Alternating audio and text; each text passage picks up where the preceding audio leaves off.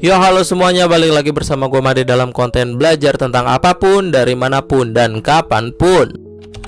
Untuk konten kali ini kita tidak akan belajar dari podcast ataupun dari sosok orang tertentu. Kita akan belajar dari fenomena-fenomena yang terjadi di sekitar kita selama 1 minggu sebelumnya. Oke, langsung aja ke berita pertama, yaitu tentang Son Horeg. Gua nggak tahu ya maksudnya ini Son Horeg tuh sampai kapan gitu ya. Tapi ya banyak peminatnya, tapi ya mengganggu juga. Agak bingung sih soal Son Horeg gitu. Toh gue pribadi bukan memang masyarakat asli situ, jadi gue tidak bisa merasakan esensi seninya tuh apa gitu. Gue nggak ngerti. Son Horeg bisa picu masalah sosial. Kapolres Situbondo jangan merugikan orang lain demi hiburan sesaat. Nah, itu dia kan, Son Horeg tuh udah bener-bener terkenal amazing banget, di mana-mana tuh udah jadi udah jadi fenomena yang kok bisa gitu, kok bisa ada orang-orang yang menyukai Son Horeg. Bahkan di waktu di sosmed tuh gue sempet lihat gitu ya, di daerah Jatim kalau nggak salah deh. Pokoknya waktu itu gue nggak bisa nampilin videonya karena susah, gue bingung nyarinya gimana. Tapi waktu itu gue lihat ada orang yang memang dia pakai headset kayak peredam suara gitu ya. Habis itu dia nyalain aplikasi untuk mengukur kekuatan audio gitulah. Nah, di acara Son Horeg itu audionya tuh sekitar 135an dB atau apalah gitulah. Intinya udah over banget gitu, udah over banget dari suara yang seharusnya. Jadi gue tidak mengerti kenapa Son Horeg ini masih merajalela di muka bumi ini gitu. Jujur gue pribadi selaku orang yang bukan masyarakat asli situ, gue tidak menemukan esensi seninya. Malah justru merugikan banyak orang. Gue melihat juga di sosmed banyak rumah-rumah yang kacanya tuh pecah, banyak juga temboknya dijebol karena tuh Son Horeg melewat kagak muat, akhirnya temboknya dijebol. Terus banyak yang lagi sakit, ada acara begituan ditegor malah dia yang lebih marah-marah. Mohon maaf Pak, mengganggu. Oke, lanjut ke berita soal lari pace rendah bikin minder, joki Strava jadi jalan pintas untuk eksis di media sosial. Ya sebenarnya ini udah bukan viral belakangan ini ya, tapi udah dari dulu. Maksud gue tuh gini ya, untuk semuanya siapapun itu yang memang pengen eksis di media sosial, pengen jadi anak hits di media sosial, dan memang sebenarnya banyak cara gitu. Kenapa kalian tuh harus milihnya Strava tuh, kenapa? Sumpama kalian memang punya tujuan yang baik, bisa menyehatkan badan kalian, bisa membuat kalian lebih produktif di lari, dan kalian lari beneran, itu bagus banget. Membuat kesehatan itu semakin lebih trendy, itu bagus banget. Tapi mohon maaf, mohon maaf, kenapa hanya cuma sekedar kelihatan pace-nya gede kalian sampai pakai joki? Gue tidak mempermasalahkan itu mah hak kalian, terserah. Tapi buat apa sih sampai ngelakuin hal-hal kayak gituan? Terus apa gitu? Harus validasi banget. Kalau emang mau pace-nya gede, ya ente latihan rutin bos. Setiap hari itu lari itu. Tontonlah semua tontonan mengenai lari, gimana tips and trick agar pace kalian tuh gede. Rutin, usaha bos, proses. Ente mah maunya hasil aja, hasil. Ujung-ujungnya apa? Joki, pamerin tuh di sosmed. Ketika diajak lari apa? Nggak bisa bang, sibuk. Nyari validasi banget biar apa? Kenapa sih nggak real aja gitu? Pace lu masih 8, ya posting aja. Kenapa emang? Setiap hari lu rutin lari, itu kan pasti ada perubahannya. Esensinya tuh prosesnya gitu. Lu menikmati larinya. Ini malu FOMO doang, ngapain? Oke, selanjutnya ada berita dari ini dia, gue suka nih berita-berita kayak gini nih. Berita dari anggota Perwakilan Rakyat Kita Tercinta atau yang biasa disingkat DPR. Gue tuh kalau udah ngomongin soal mereka tuh bener-bener ngerasa ini dia perwakilan sebagai rakyat tuh, ini mantep nih. DPR usul warga RI dilarang punya second akun media sosial.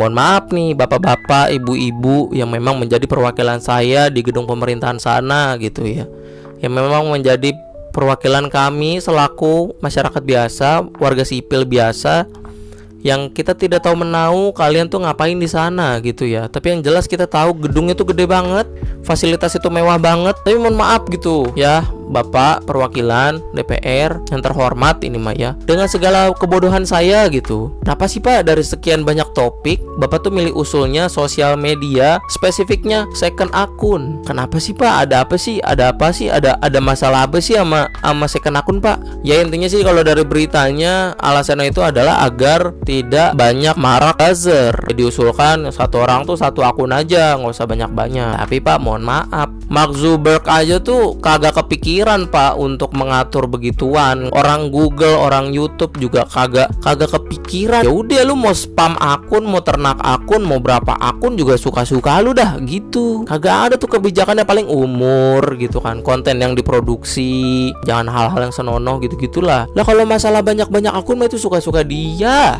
Menurut saya nih Pak, kayaknya masih banyak hal yang lebih penting deh dari sosmed, dari second akun gitu. Ngapain sih ngusulin beginian gitu? Oke, selanjutnya dari tidak kalah eksis populer di masyarakat kita, idola kita semua juga, datang dari polisi. Kita cinta banget sama polisi kita gitu ya. Dikutip dari Kompas, rekam terima suap 250.000 dari pengemudi polisi di Bandung Barat kena sanksi. Nah itu dia. Jadi kronologinya kalau dari berita ini adalah ada orang ditilang gitu ya, ditilang apa segala macem, dan pada akhirnya dibawa ke ruangan gitulah pokoknya. Tanpa basa-basi pengendara motor ini langsung mengeluarkan duit 250.000. Pengendaranya juga aneh gitu. Kenapa dia nggak skill 1 dulu, skill 2? Kenapa langsung ulti? Kenapa? Ya kan jadi mau dong polisinya. Orang basa-basi dulu. Di sidang aja Pak, di sidang apa segala macem. Ini malu kucuk-kucuk langsung ngeluarin duit 250.000. Dan yang lebih anehnya lagi polisinya ngambil dong.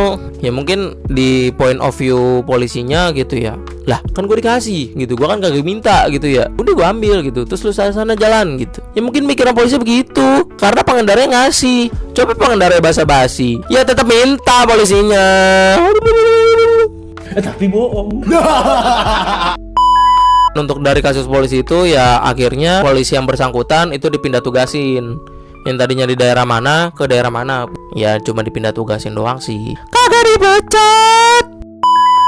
Oke, lanjut ke dunia pendidikan. Gue sangat amat sedih gitu dengernya kalau dari dunia pendidikan tuh. Kenapa? Karena ya dunia pendidikan kita itu kan nggak begitu baik ya dari dulu gitu. Dari segi apapun tuh nggak begitu baik. Termasuk kesejahteraan guru-gurunya itu yang dari dulu tuh ya udah begitu-begitu aja gitu. Kalau lu searching misalkan gitu ya, guru honorer gaji berapa? Itu wilayah-wilayah pedesaan, wilayah-wilayah yang jauh dari kota metropolitan gitu ya. Itu sampai detik ini masih ada yang gajinya 200.000, ada yang 450.000 3 bulan. Nah untuk belakangan kemarin itu ada dari seorang guru bernama Ahmad Zudi. Dia itu dituntut bayar 25 juta usai tampar murid. Tuh jadi kronologinya tuh siswanya bercanda, ya kan, bercanda. Akhirnya kena gurunya, tak gitulah. Kalau nggak salah ngelempar sendal atau apalah gitu. Ya gurunya nggak terima dong, siapa nih yang lempar? Ya tuh maksudnya kepikiran gitu ya. Kayaknya murid-murid dulu sebandel-bandel itu kagak ada yang sampai nyerang gurunya secara langsung tuh, kagak ada gitu. Pakai benda lagi. Gak ada yang ngaku nih muridnya. Akhirnya dipanggil ke kantor, akhirnya ditampar tuh murid tak gitu. Nah orang tuanya ada yang tidak terima, akhirnya menuntut guru tersebut dengan tuntutan yang tidak wajar, yaitu menuntut 25 juta. Sedangkan gaji beliau itu hanya 450.000 per 3 bulan. Coba tuh bayangin. Tapi seiring berjalan waktu dan itu berita viral banget ya, akhirnya banyak masyarakat yang membantu, mendonasi, bahkan sampai gubernur Jawa Tengahnya juga datang, dan bahkan sampai tokoh public figure juga datang, yaitu Gus Miftah. Itu ikut membantu berdonasi, bahkan sampai memberikan umroh gratis ke bapak tersebut. Dan berita yang sempat heboh di 1 minggu kemarin yaitu tentang, udahlah, gue udah gak mau bahas, pokoknya tentang inilah. Gue udah nggak ngerti lagi untuk Wakanda Konoha kita tercinta itu terkait penegakan hukumnya kayak gimana, gue nggak paham. Tapi yang jelas ya udahlah, kita sebagai masyarakat tetap pantau, tetap melihat banyak hal yang harusnya tuh begini, kenapa begini. Setidaknya kita tetap harus kritik lah terkait banyak hal yang memang terjadi di Konoha gitu. Sebenarnya udah dari dulu, tapi ini ngerasa kayak bisa ya masih terus ada sampai sekarang gitu.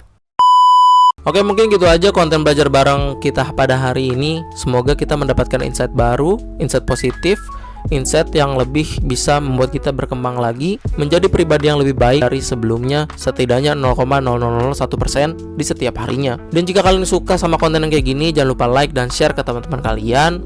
Jangan lupa juga komen terkait hal apa yang ingin gue bahas untuk konten belajar bareng kita ke depannya. Sumbernya dari mana dan hal apa yang ingin kita bahas. Gue Made Harika pamit, sampai jumpa di konten selanjutnya. Salam positif.